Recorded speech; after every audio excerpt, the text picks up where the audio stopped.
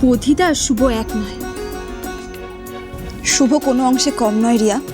হ্যাঁ, তার নমুনা তো আমি দেখতেই পাচ্ছি। দেখ কাদা। আর একজন যিনি এই বাড়ির বউ হয়ে এসেছে, তিনি যে কি তার লক্ষ্মী পুজোর ড্রেস কেনা দেখে বোঝা গেছে। খুব নাকি পড়াশোনা জানে, কিন্তু এটুকু বোধ নেই যে তাকে যে টাকাগুলো দেওয়া হয়েছিল সেগুলো তার নিজের ড্রেস কেনার জন্য নয়। হেই লিসেন, তোমার আমাকে ক্রিটিসাইজ করার কোনো রাইটস নেই, ওকে? রুষা, তুমি যেটা করেছো সেটা অত্যন্ত অন্যায় একটা কাজ। আমি তোমাকে এতটা ইনসেনসিটিভ ভাবিনি রুষা। তুমি কি করে ভাবলে যে এতগুলো টাকা শুধুমাত্র তোমার নিজের পোশাক কেনার জন্য দেওয়া হয়েছে? ও, I am really sorry. Actually আমার ড্যাডি আমাকে পুরো ক্রেডিট কার্ডটাই দিয়ে দেয় শপিং করার জন্য। হি নেভার বদার্স যে আমি কটা ড্রেস কিনলাম, কত শপিং করলাম।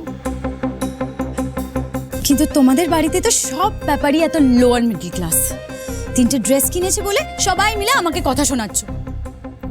ফাইন রূপ, আমি আমার ড্যাডিকে বলে দেবো তোমাদের এই টাকাটা দিয়ে দিতে, ওকে? রুষা, কথায় কথায় তোমার বাবার নাম টেনে আনবে না। তোমার সাথে রূপের বিয়ে হয়েছে ঠিকই, কিন্তু তার আগে তোমার বাবা আমাদের সাথে কি করেছে সেটা যদি একটু সময় হয় তাহলে রূপ থেকে জেনে নি। তাহলে আশা করি তুমি বুঝতে পারবে কেন ওনার নাম উঠলেই বাড়ির সবাই বিরক্ত হয়েছে। তুমি ওনার মেয়ে, তাই ওনার সম্পর্কে তোমাকে আমরা কি কোনোদিনও কিছু বলি। শোনো রুষা, দেখো তুমি 3টে ড্রেস কিনেছো বলে কিন্তু কেউ তোমাকে বকছে না, কিন্তু তুমি যে টাকাটা দিয়ে কিনেছো সেটা সবার পরিশ্রমের রোজগার। এই টাকাগুলো আমরা কেউ হুটহাট করে খরচ করি না। আর আমাদের তো আর তোমার বাবার মতো অঢেল টাকা নেই যে বাজেভাবে খরচ করে উড়িয়ে দেব। আর জানো তো, বেহিসাবে খরচ করলে কিন্তু 7 রাজার ধনও 7 দিনে উড়ে যায়। আর আমাদের বড় পরিবার, সীমিত আয়, তাই সবারটাই সবাইকে ভাবতে হবে রুষা। একা নিজের কথা ভাবলে তো চলবে না। আর এটাই সংসারের নিয়ম, যেই সংসারে সবাই সবারটা ভাবে সেই সংসারে চিরকাল আনন্দ থাকে। সুখ তো টাকা ফেললেই কেনা যায়, চারিদিকে সুখের ছড়াছড়ি। তবে মা লক্ষ্মী যেমন চঞ্চলা, সুখও কিন্তু চিরস্থায়ী নয়। তোমার হাত থেকে যদি একটা দামি মোবাইল পড়ে যায়, তুমি কিন্তু সেই মোবাইলটা টাকা দিলেই কিনতে পারবে, কিন্তু আনন্দ, ভালোবাসা এগুলো তুমি টাকা দিয়ে কিনতে পারবে না রুষা। আর আমাদের বাড়ির সবাই না সুখের থেকে সবাই সবার সাথে থাকার আনন্দ, সবাই সবার কথা ভাবার আনন্দ, সবাই সবাইকে ভালোবাসার আনন্দটা নিয়ে বাঁচতে ভালোবাসে। তাতে যদি 4 আনা সুখ কম পড়ে তাতেও আমাদের কোনো আফসোস নেই। রুষা, তুমিও না আমাদের সাথে এই আনন্দটায় মনটা মেলাও, দেখবে তুমি বাঁচার আনন্দটা অন্যভাবে খুঁজে পাবে। Okay fine, I got it. But আমি না লাইফটাকে একটু প্র্যাকটিক্যালি দেখি, এতটা ফিলোসফিক্যালি নয়। So thanks for your lecture বউ দিদি। যাই দেখি বাবা ড্রেসগুলো কেমন ফিট করলো।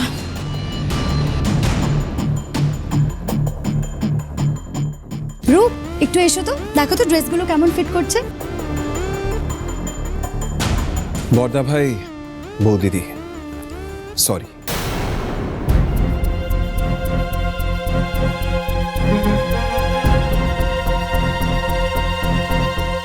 আমি কোনোদিন এতটা স্বার্থপর হতে পারবো না, কিন্তু লক্ষ্মী পুজো আমি কি পরবো? আমারও তো কোনো নতুন শাড়ি কেনা হয়নি।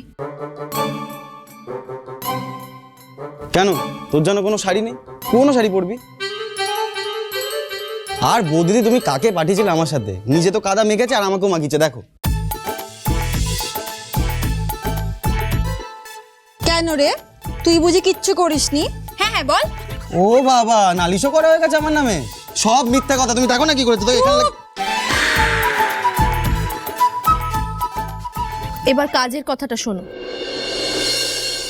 শাড়ি তো লাগবেই, 3 বউয়ের জন্যই শাড়ি লাগবে। মা, এমনিতেই পুজোর বাজেট এবার অনেক বেড়ে গেছে, তার উপরে আবার শাড়ি এমনিতেই টানাটানি চলছে খুব। বুঝি একটা কাজ কর তো, দেখ আমার বটুয়াটা আছে, একটু এনে দে তো আমাকে। হ্যাঁ,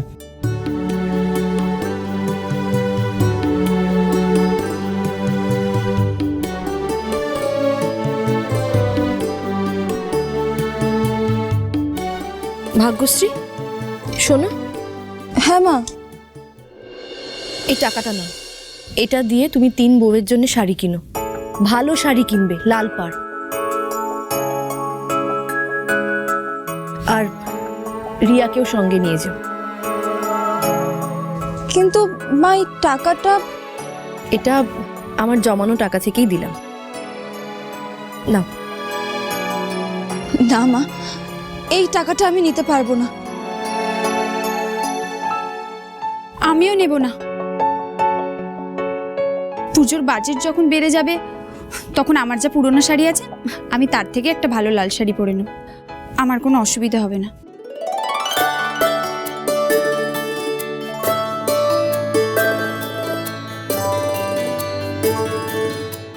এতদিনে সুবুদ্ধি হলো ম্যাডামের। টাকাটা নাও ভাগ্যশ্রী।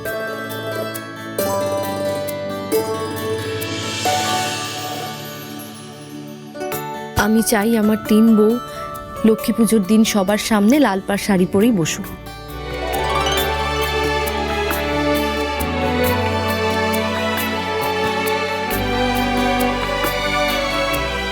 আশীর্বাদ করো মা, আমি যেন তোমার মতো এভাবে সঞ্চয় করতে পারি, যাতে সংসারের বিপদের দিনে সেই সঞ্চয়টা কাজে লাগে।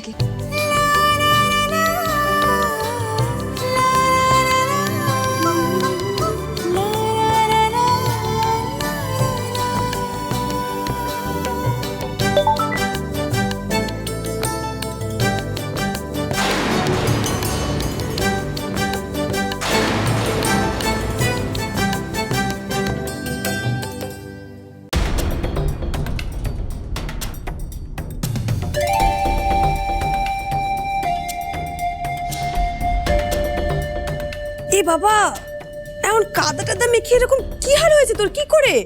ছাড়ে সব, বাইরে কেন ডাকলি? আরে কাল তো লক্ষ্মী পুজো, কিছু প্ল্যান করলি?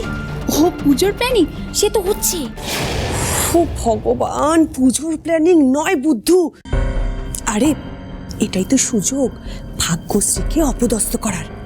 ভাগ্যশ্রী আর রুষাকে ডাউন করে নিজেকে তো আপ করতে হবে রিয়া।